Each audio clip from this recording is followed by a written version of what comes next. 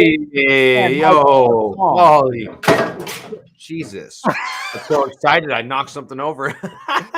Great start to the show. Welcome back to UFC Roundup. I'm Paul Felder. This is Michael Chiesa. Michael's got a fight coming up. He's in camp. He's ready. He's staying dialed in. We got a big, huge pay-per-view coming up. We got 4th of July coming up tomorrow. We got a lot going on our plates right now, but let's just jump right in, Michael.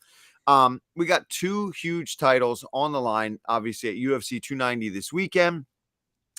Main event, Alexander the Great Volkanovski is defending his belt against the interim champion, Yair Rodriguez. An unbelievable featherweight bout is on the line. Yair just dismantled Josh Emmett in his last outing. Looked phenomenal. Is taking on Volk. Volk is just proven time and time again that he's one of the strongest, most consistent, most battle-tested, best featherweights potentially of all times. Real quick, what are your thoughts on the main event? I love this main event. I love when it's a unification bout, when the interim champion is fighting the undisputed champion. And for Yair Rodriguez, I feel like it's only been a matter of time. We don't see him compete often, but it's all for a reason. You know, he said it in the Countdown show that it's all about small steps, him thinking about the big picture. And it's just going to be a fun fight. I mean, Yair Rodriguez is must-see TV anytime he steps inside the octagon. When we talk about must-see TV, I mean, you got to talk about the co-main event, Alexandre Pantoja versus the champ, Brandon Moreno. They say this is a rematch, but technically, in my opinion, it's a trilogy because they face each other in an exhibition bout on The Ultimate Fighter. They went on to fight in the UFC, and Pantoja sent Moreno packing. He sent him outside the promotion. Man, I'm jealous. I'm drinking an energy drink, and you got a margarita. But Pantoja sent Moreno packing out of the UFC, got him cut. Moreno fought his way back, and now it's like Moreno 2.0. And, you know, when you talk about Brandon Moreno and where the improvements have been, obviously it's his all-around game. But to me, it's primarily in the boxing. When you go back and watch his exhibition with Pantoja, all of his punches look so labored, and they're not coming in bunches like they do now. Like his hand speed is big, loopy. Yeah. Now he fights like a boxer. Like he'll shoe shine on the inside and hit you with hooks and MMA gloves, and that's something you don't see very often. So, and for Pantoja, he's a completely different fighter himself. Obviously, his backbone is his jiu-jitsu, but he has compounded the problem that he brings to the octagon, the problem that he brings to the octagon for his opponents, by just becoming this well-rounded fighter. You know, he knocked out Wilson Hayes, who's an accomplished black belt himself. So both of these guys have very, very complete arsenals. It's going to be a lot of fun. Anytime you've got flyweights at this caliber, you know you're going to see a bit of everything. In their first two fights, you see a bit of everything. Obviously, in the exhibition bout, when Pantoja, I was just watching the second fight again today, and I completely agree with you that the improvements really have just been in the striking department for Brandon Moreno, where everything is just cleaner. They're sharper, things are faster, and I think that's going to be a big factor in this upcoming title fight because Pantoja, listen, he's a dog, bro. He brings it every time. I was watching the fight today, and one thing I love about him, man, he just tucks those shoulders in. He steps to you. That dude brings it every single time that he's going to fight. He throws hammers. He throws big power. He's got great scrambles, great jiu-jitsu. It's going to be, I think it's going to go quite far into the fight. I think it's going to be nonstop all over the place. Very exciting. Obviously, Volk taking on Yair. I'm so curious to see what Volk tries to do, right? He's one of those guys that loves to shut people down where they're best. And I think that could potentially mean that he's going to really try to challenge Yair on the feet, in the boxing department, in the kickboxing. He's not afraid to fight anybody in that division anywhere, especially you're coming off a fight where you fight possibly one of the greatest grapplers in the UFC at the moment in Islam Makhachev, and you stand toe-to-toe with him, and some people think win that fight. 290 is going to deliver. International Fight Week. It's going to be crazy. Yeah, that's what I have to say. With that being said, I couldn't help getting a smirk. I know you're going to 5 rounds, but I just wanted to get it in my head, get it off my chest, as I should say. When you're talking about Volkanovski wanting to beat guys at their own game, I just got this visual in my head of like little short Alexander Volkanovski trying to do like a tornado kick or something. I think that he could challenge him in the kickboxing, but it's not going to be the Flash. There's nobody in the world that can. He's not going to outflash him. He's not going to outflash him. Imagine little Volkanovski doing a tornado kick, spinning around, little back elbows. 5 rounds. Let's go, Morgan. 5 rounds. Bring him on, Morgan. Before we get too distracted. Yeah. Go ahead, Paulie. All right. Have we got recency bias? This is perfect segue. Have we got recency bias claiming that Volk is the featherweight GOAT? Volk only having 3 title defenses compared to Aldo's 10 title defenses in the UFC / WEC. Big point there, guys. Big point. Listen, it's not Volk's fault that he didn't come in at a time when there was the kind of our sister program of the WEC. And we count that, right? We count all of those things. Yeah, and here we go. Morgan coming in. There's correction. That didn't seem right to me that he only 3. I was like, 3 come times. on, Noah. Come on. I know who Noah is. Noah? Do you? You know, I do. But I'll answer this one first. I think maybe early, when just not too long ago, when he was beating Max Holloway, we were saying, "Oh, he's the featherweight GOAT," and people were like, "Well, maybe it's a little too soon to count out Jose Aldo and say that he's that." I don't know that it is, because you do have to always kind of take into consideration who are you beating, when are you beating them, and the Volks doesn't have some other championship from some other organization. He's only beating the best guys in the UFC, and on his road to get there, Jose Aldo being one of them. Okay. Max Holloway being that person 3 times. Chad Mendez being another guy who challenged and had great showings against Jose Aldo. Yeah. I think these are all the things that we have to consider when we are taking that into consideration. I think he is the featherweight GOAT. And I think if he goes out again and does his thing on Saturday night against a very dangerous and scary Yair Rodriguez, I think it cements it. I don't think it's recency bias. I think maybe a little while ago, a couple fights ago, it was, right? We were just very excited about how amazing he was doing, how he could defeat Max like that again. But dude, having done, and I know he didn't even win, but having competed against the bigger guy like Islam, the way that guy's as big as me. Islam Makhachev, for people that don't realize it, like I might be a little taller than him, but like he is a massive lightweight. Yeah. Like he is freaking huge. Like I would have dropped the F-bomb if we weren't on YouTube. He's a big guy. This is, to me, unarguably one of the most hotly debated questions in mixed martial arts is who is the featherweight GOAT? Because there's only 3 guys, and all 3 of them have resumes that you could argue are superior to the other guys. Yeah. The difference is with Volk, it's not that it's beating them both. He's beaten them both, and it's not recency bias, because sometimes that sways the opinion. It's just the fact that he's the guy that's still the current champion. He is still on his run. He's not done. And odds are, in my opinion, he's going to beat Yair Rodriguez. So that's just going to be another thing, another accolade to add to his resume. And he plans on going back to lightweight to challenge Islam. And I know the UFC is behind it. So to me, I think it is Volkanovski, but it is very easy to argue it could be Max, and it's very easy to argue that it could be Jose Aldo. Of course. I mean, when you've only got 3 guys like that, all who have unbelievable resumes, of course it's going to be, and again, it's a matter of opinion, right? I don't think there's any factual way to be like, well, these are the numbers. But if you're going to break it down and say, well, what's the deciding factor? I don't know. How about the fact that he's beaten those guys? Yeah. That plays a huge part in it. Now, if Max Holloway wants to throw a wrench in it, and he fights his way back to a 4th fight with Volkanovski, which is going to be very, very hard. But if he does that and beats Volk, he could turn this whole debate upside down for sure. But for now, in this present moment, as we head into UFC 90, Volkanovski's the guy. Yeah. Round 2. Well said. Round 2.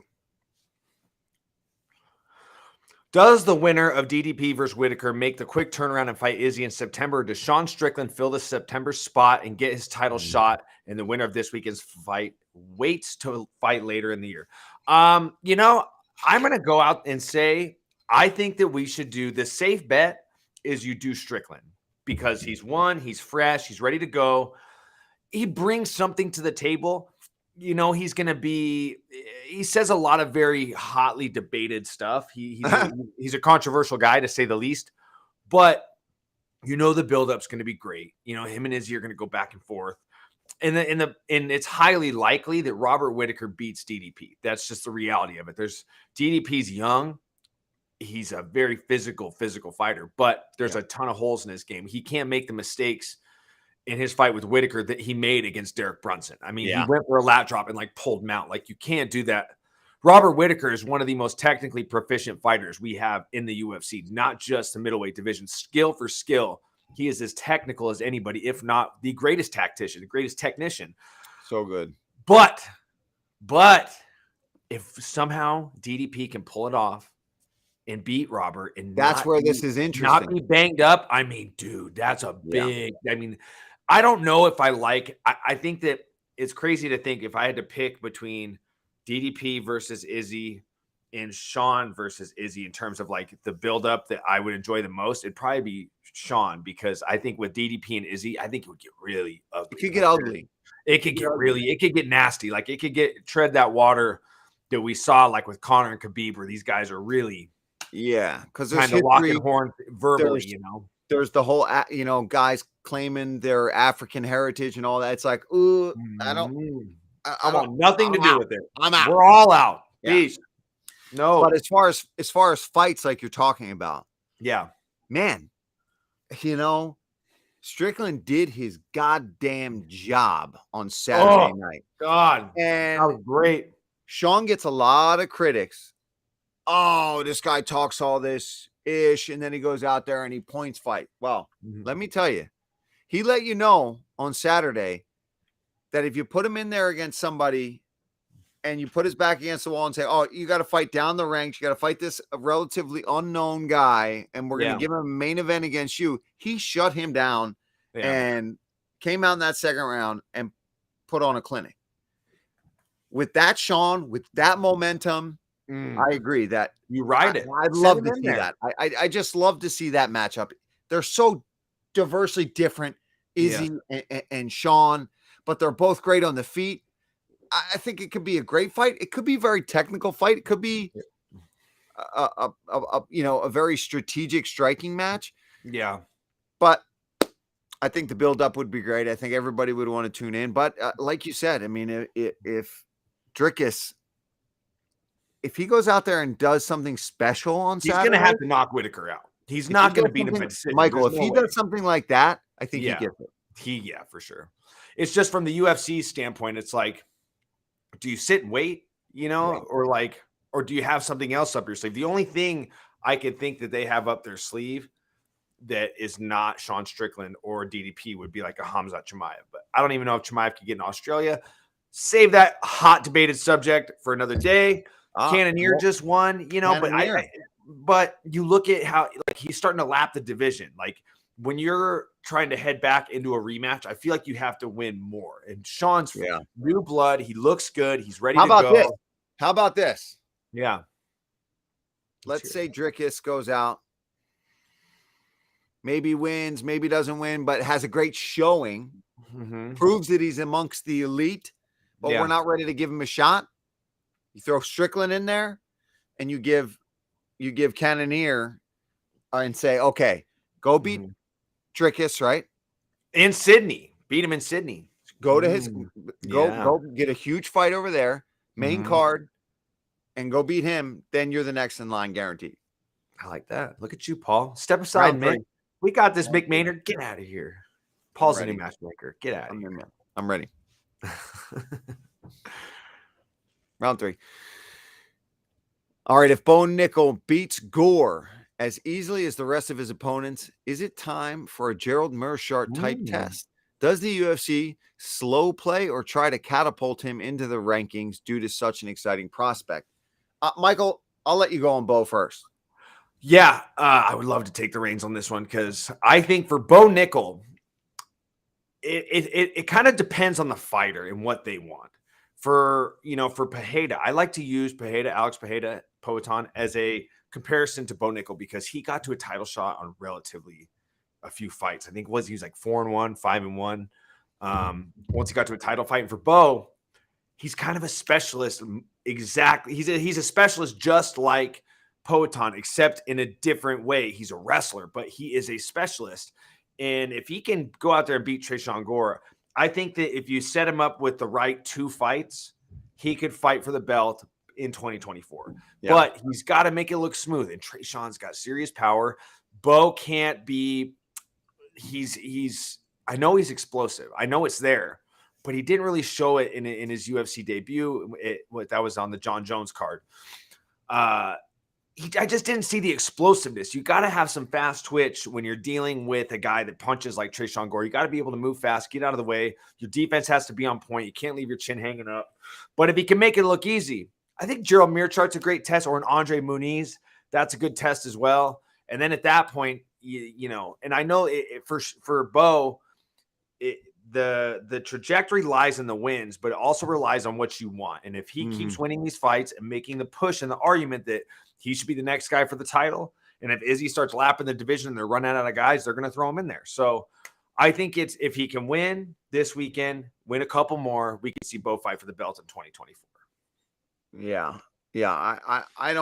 I agree. I don't think there's any rush quite yet. And Gerald's my boy, obviously, right? I've known Gerald and trained with him for years. And that's a hard fight for Bo. I know, but I hate seeing that name get thrown in there. Like, let's throw boy. Listen, Gerald is one of those guys, man, that he is, as long as that mother effer wants to have a job fighting, people are going to pay that dude to go out and fight, because Gerald's doing one of two things. He's going out there and absolutely finishing you in a sick submission or pulling off some crazy comeback, or he's going out on his shield, and people absolutely love that. And I think that would be a huge test for somebody like Bo, because you never know what Gerald's going to, I mean, his submission game and his ability to stay calm in the fire is incredible. But I do think that's what should be next, unless he just goes out there and it's like a 10-second absolute smashing sub knockout, something like that. Then maybe you give him somebody lingering in the top 15 and see where it goes from there. But man, you don't want to rush all these guys. Like, no, he's slow play. Look what happened to Till. You see it, dude. Look what happened to Kevin Lee. I mean, I'm not saying this because him and I don't like each other, but when you push these guys, like, you keep winning, they're going to parlay that with like what you want. So when you're saying you want a title fight, like if you're winning and you're winning in like, and people are watching, they'll give it to you. If you're winning and you're finishing and you're drawing attention, they'll give you the push. But you got to, it's a marathon, not a sprint. I think for Bo, you got to slow play it. Gerald, and especially, it's delicious, by the way. I'm so made jealous. It myself. I'm so jealous. I'm all distracted now. Round 4, Morgan. I lost train of thought with the softball drinking the margarita. I'm like, oh, it's so hot outside. I want one. Round 4. Do you see any underdogs on the main card winning? If so, how do you see them winning? Oh, hashtag the 509. What's up? You know what? I'll start with this one, Paul. Or no, actually, you start. I started with the last one. You start with this one. I'm gonna pull up the odds right now. Yeah, I need some odds here. So main card starts with what, Bo? I think main card starts with Bo Nickal. Okay, I got some odds courtesy of fightodds.io. Okay, look, I'm looking over here. Oh, okay. Who's the underdog in the Turner and Hooker fight? Hooker? Speaking of, I'm looking at the Jack Dell line. How's your boy Sean Brady? Is he doing okay? I'm gutted for him. I'm gutted for him. Not doing great, man. I saw talking to him the other day. He's like, he was in the hospital again. This is the second time this kind of staph infection has happened to him, man. He's been in for days just getting IV'd and antibiotics. Dude, I think once you get one of those types of staph infections like that, it's easy to get it again. Susceptible to get it again. Look at Luke. Luke had the same kind of issues, but I think he'll be all right. He's bummed. He hates seeing people talk trash online. Yeah, as if it's something that he can, as if it's something he can control. Do you know what I mean? Yeah. I feel for him. Well, after glancing at the odds, I like the Robbie Lawler line. I think for him, it's going to be his last fight.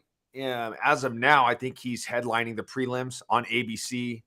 I like Lawler at the plus 200 mark. Nico's going to go for it. And I think for Robbie, he does his best work at this stage in his career when people really come at him and go for it. He in the Barberena fight, he had Barberena, on the ropes before Barberena battled his way back in. So, and maybe that's me just being wishful thinking, because Robbie's just one of those OGs from that golden era of MMA. Bro, Like, a God, salute. shout out to the ruthless Robbie Lawler, dude. I God mean, from the damn. Miletich era, he's had a long storied career. And Such a nice I guy. like the betting line, and I just think he's got one last good one left in him. So I'm going Robbie Lawler. I'm with you on anytime you can. I mean, if Robbie's the underdog and it's his last time to shine, he's getting inducted, and I mean, he's got a lot going on. He's going to go out there throwing absolute haymakers, trying to put somebody like hammers. Nico Price is as tough as they come. We know that he's got a good kind of crazy in the octagon. It's going to be a good fight. I think it'll be competitive, but I think Robbie can get it done. And as far as in the main card, man, I think you can't count out Pantoja having had wins over the champion. Do I think it's going to happen? No, but do you want to maybe sprinkle a little money on that and see if he can pull it off as the underdog? He's already beaten him and had some good fights against him.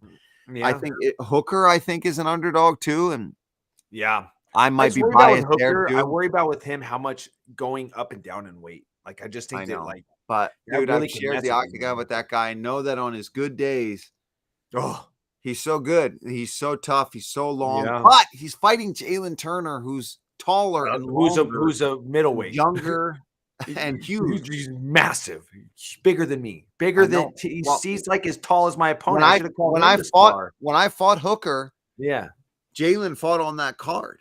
And we did a workout in the workout rooms early in the week, and I was like, bro, we're cutting to the same weight class. Like, what is going on here? Like, and you're struggling to make weight, and you see him, and you're like, all right, I got it easy. I think I can make it. Yeah.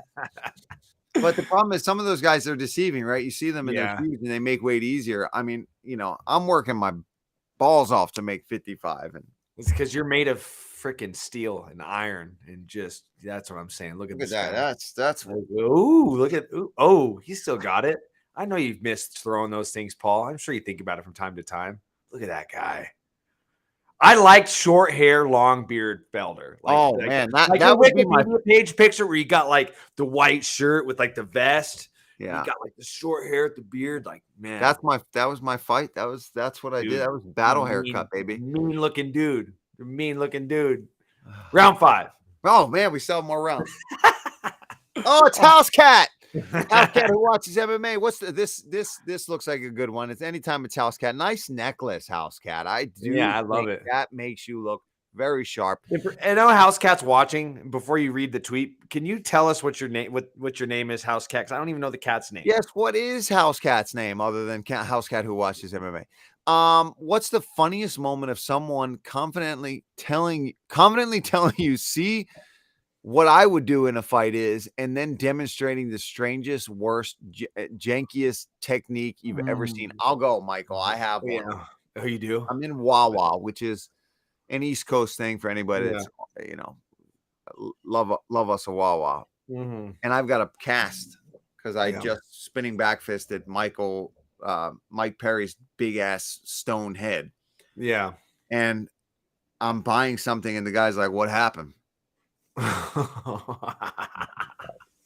already laughing. No idea who I am, of course. No big deal. And I was like, I'm a fighter, and I had a fight whenever it was. And I broke my arm. He's like, "How'd you break it?" I was like, "I threw a spinning back fist." He's like, "Yeah, don't ever throw those. Those are a waste of time. You don't ever want to do that. That's silly. It never works out." I was like, "Really?" Because I got $50,000 bonus off of one of those one time. So I'm pretty sure that they work. Wawa employee. Oh my God. So you go ahead. That's mine. For me, it wasn't something shown to me. It was something messaged to me. And it was from a former UFC fighter. And I don't want to name names because I don't want to open a can of worms. But he used to be on our team. And we cast him out for a lot of reasons. And after I lost to Vicente Luque, which was a tough one for me because I got beat in my own game, so, and it was me making the mistake. I know what I did wrong and I know better, but for him to reach out to me and be like, "This is why you should have been training with me, bro." Like and I was just like, "Oh, I'm better than you. Like, you don't know what you're talking about. You're an idiot." And when this show ends, I'm going to tell you who it was, but for the fans, I don't want you to pick on this guy because he gets picked on enough as it is. So, but yeah. It really pissed me off. The worst. The worst. Absolute The worst. worst.